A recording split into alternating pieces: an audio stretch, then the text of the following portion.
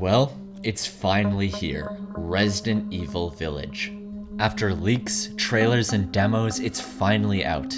And to say that I was excited would be an understatement. I loved Resident Evil 7, so when I heard that they were making a direct sequel, well, it made me hyped to say the least. So, on day one, I had it. And the question is, did it live up to its ginormous hype? Well, no. But it is pretty fun.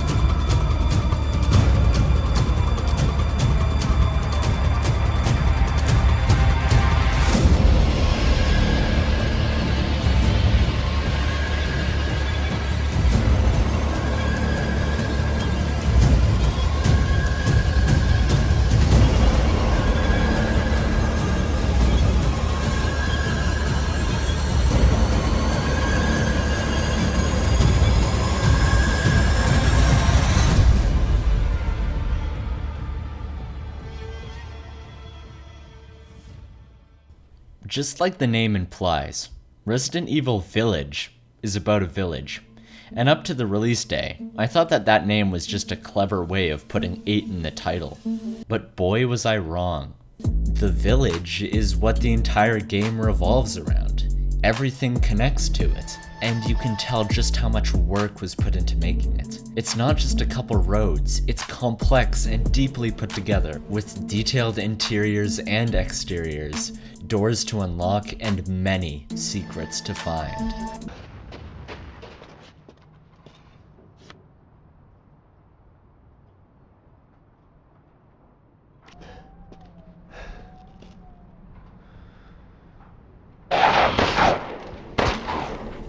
What helps the village, and the entire game, come alive is the graphics on display.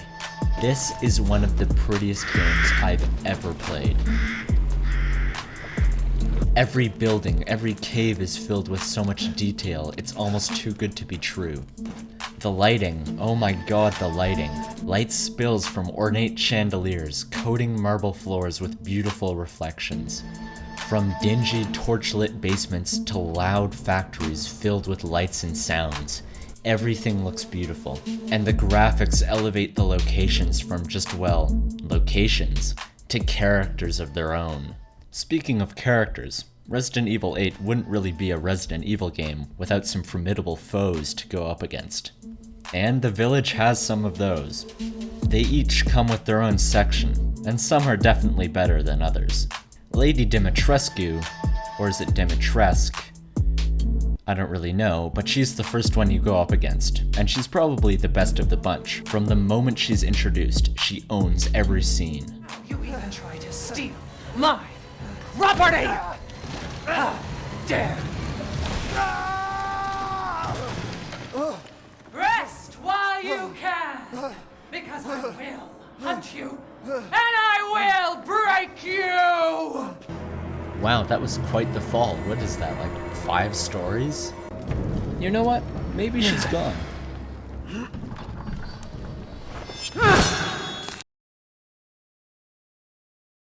Oh no, she is not gone! I know, game. My hand is literally in my backpack right now. I know that it is unusable. Oh, but don't worry guys, you can just pour some suspicious med juice, and it's fine.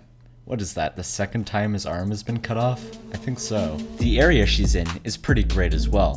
The castle is complex and huge, with its fancy ground floor, its rocky bloody basements, and its snowy rooftops. Castle Dimitrescu is one of the biggest accomplishments of Village. It's just pure Resident Evil.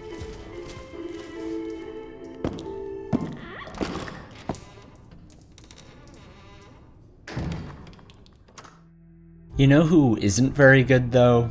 Moreau. He stinks, literally and figuratively. He's definitely the most forgettable of all the villains. Oh, well, the second most forgettable. And it isn't until he turns into a fish that he gets even a single ounce of memorability. You clambering over pieces of wood while he jumps around you. When you finally defeat him, I was just happy it was over. In death as he was in life. Disgusting. Heisenberg is next, and I would say he's on the same level as Lady Dimitrescu. He's memorable and cheesy. Very, very cheesy. Last chance. You don't want to find out what's in that hole. I'll take my chances. You're futile. But, unlike the lady, his area is not as good. It has elements of greatness, like that propeller guy, but it just isn't up to the same level of quality. The level design here is just kind of lacking, and the fact that it takes place in a factory is kind of the deal breaker. Out of gothic castles, muddy lakes, and old ravaged villages, Heisenberg's factory just isn't up to snuff. But there is one last villain that I haven't mentioned yet.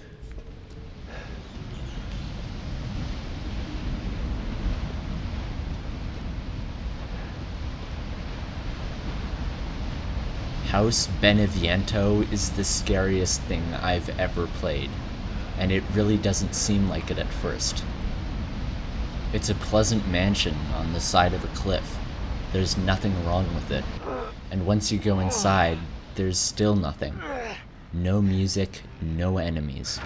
It's just a house, and it's scarier than any other area in the entire game. There's just something off about it. There's something wrong. And that feeling just gets worse as you descend into the basement.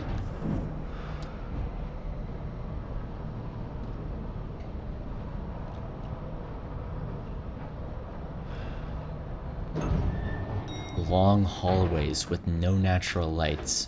It's a tiny area, it's claustrophobic, and to this point, nothing has even jumped out at you.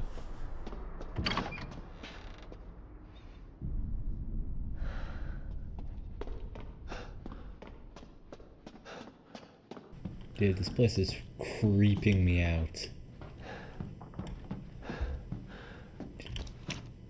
I'm waiting for the jump scare. It's coming. This goes on for an hour until you finally open the door to the basement.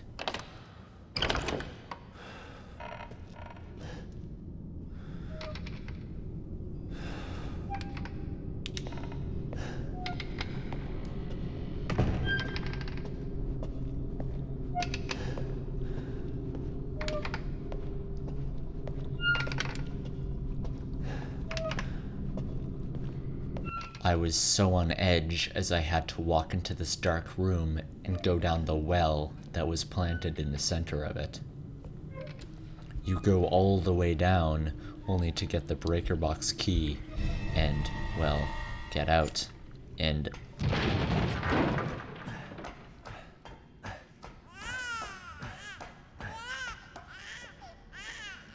uh-oh. This isn't good.